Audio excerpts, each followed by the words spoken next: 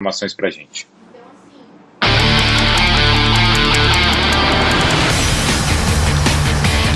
O Flamengo chegou ontem, no início da noite, aqui a Buenos Aires, capital da Argentina. Está concentrado aqui a poucos metros de onde a gente está no momento, bairro de Puerto Madeiro, aqui próximo ao centro da capital da Argentina. E logo mais, 9h30 da noite, com transmissão do Fox Sports, pega o Defensa e Justiça em Florencio Varela, aqui, região metropolitana de Buenos Aires. Partida importantíssima, oitavas de final de Libertadores. E é essa a pedreira que já vai enfrentar o técnico Renato Gaúcho na sua estreia, né? Expectativa total para essa estreia de Renato Gaúcho. E qual o time que ele levará a campo, né? O Flamengo não tem Bruno Henrique e Diego Ribas, que seguem aí se recuperando de lesão, e tampouco Rodrigo Caio. Rodrigo Caio, de última hora, foi vetado pelo departamento médico, sentiu a panturrilha direita, o exame ali demonstrou de fato uma lesão, não veio para Buenos Aires. O Flamengo não joga com o Rodrigo Caio, tampouco com o William Arão. O William Arão cumpre suspensão nessas oitavas de final.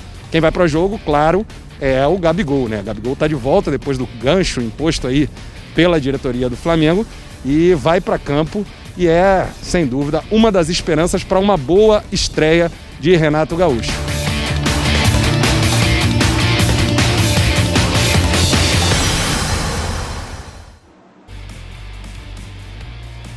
Vamos lá, na tela para o fã do esporte tirar um print, tirar uma foto ou anotar, como você preferir.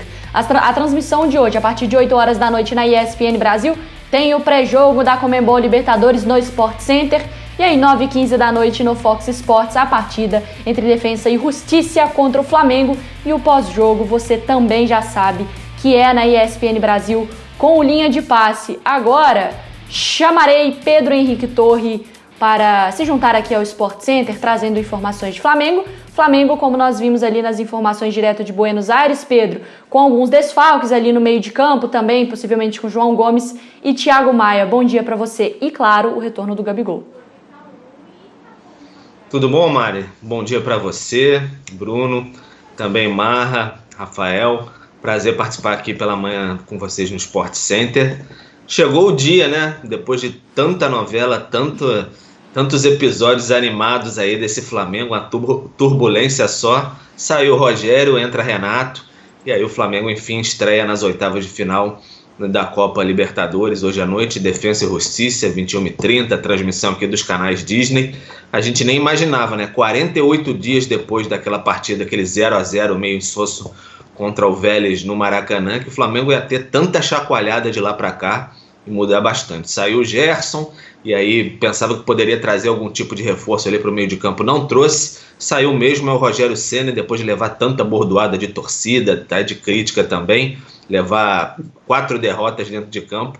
E agora entrou o Renato Gaúcho, bem a seu estilo, estreando numa Libertadores, com muitos holofotes, como ele gosta. Vamos ver o que ele vai trazer para campo aí mais à noite, né? Bem naquele estilo mais na conversa mesmo. Não teve muito tempo, por mais que ele quisesse ter mais uma aclimatação ali no Ninho do Urubu, mudou o planejamento, treinou ontem, treinou anteontem, viajou para a Argentina, agora deve estar naquela conversinha ali com o pessoal lá na concentração, mas para tentar ajustar esse time do Flamengo, que tem alguns desfalques aí, até como o Gustavo Mel destacou.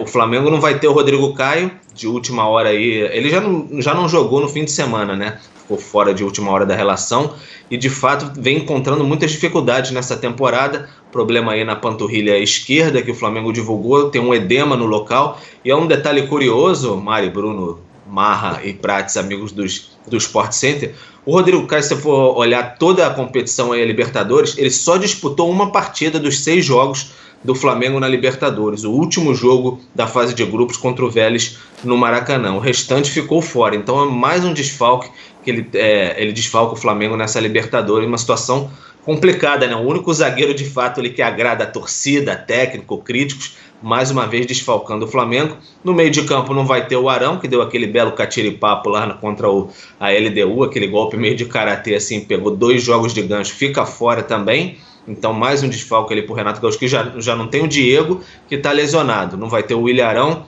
e agora também não vai contar ali no meio de campo, não conta com o Gerson, que já saiu. E no ataque, Bruno Henrique, que seria uma um ótimo escape ali para o Renato Gaúcho já ter, né, aquele conhecimento, aquela dupla da frente ali com o retorno do Gabigol.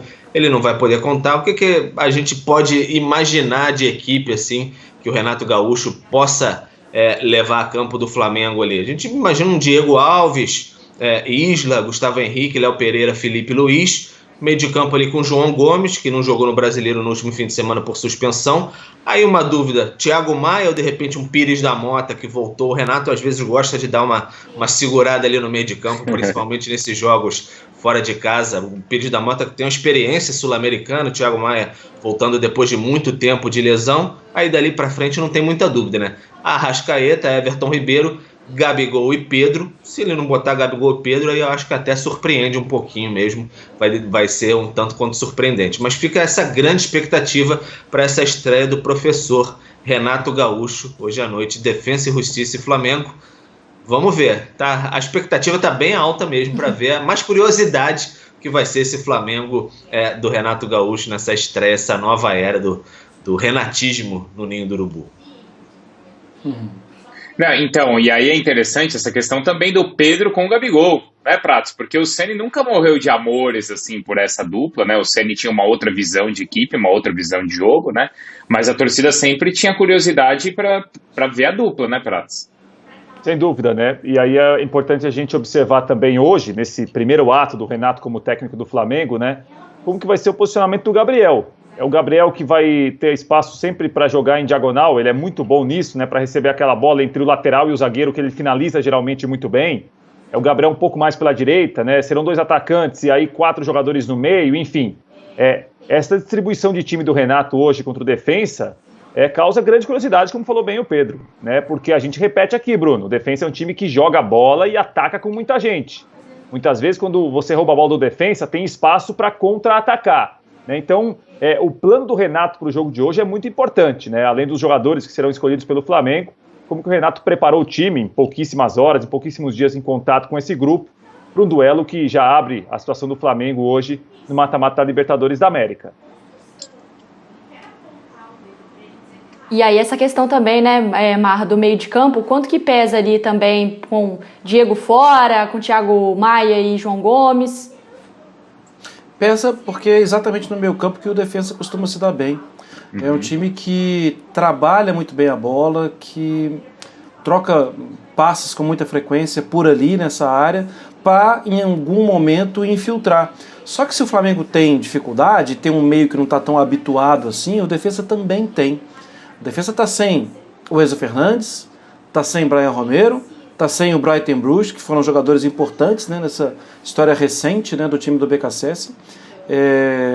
Para mim, a grande coisa é como vai se comportar, até mesmo que meio que animicamente, o time do Flamengo, né, no jogo pela primeira vez com o Renato. É um jogo muito importante, é um jogo muito difícil esse, porque uma coisa, né, Mariana, Bruno, é jogar contra o River, jogar contra o Boca, já tem, normalmente, os times já colocam um certo pé atrás, porque a camisa joga muito. E o Defensa não tem a camisa, mas tem bola. Tem uma estrutura, um conceito de futebol recente, que é um conceito bem legal. Então é perigoso o jogo pro Flamengo. Pedro, como é que você imagina que o Renato, não sei se você já teve assim alguma apuração, né, já conseguiu algo, mas essa questão da defesa, né? Ontem a gente estava discutindo, Arão era muito a impressão, era muito a digital do Ceni no time, né? Isso é algo que pode incomodar o Renato, que ele não gosta de um volante fazendo aquele papel, ele vai querer 2 zagueiros, você tem ideia? Olha, Bruno, pelo que a gente conhece acompanhando os trabalhos do Renato e pelo que a gente sabe conversando com algumas pessoas do Ninho do Urubu, o pessoal lá já está muito preparado pelo seguinte: não é muito a do Renato não, hein? Essa questão de Willian Arão na defesa. Muito provavelmente o Willian Arão já se prepare para voltar para o meio de campo aí a partir do domingo contra o Bahia em Salvador. Agora ele está suspenso, obviamente, mas já vai se preparando, aquecendo ali, revendo os movimentos para voltar no meio de campo.